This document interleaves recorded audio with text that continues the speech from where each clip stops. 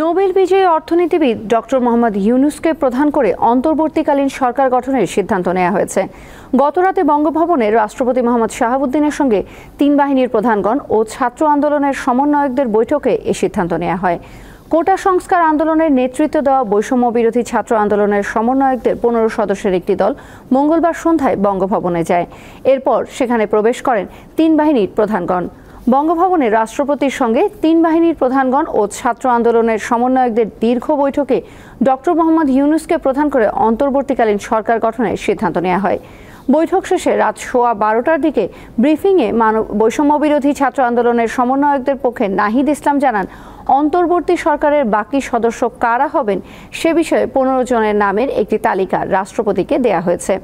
খুবই দ্রুত সময়ের মধ্যে এই তালিকা নিয়ে বিভিন্ন রাজনৈতিক পক্ষের সঙ্গে আলোচনা করে চূড়ান্ত সিদ্ধান্ত নেওয়া হবে।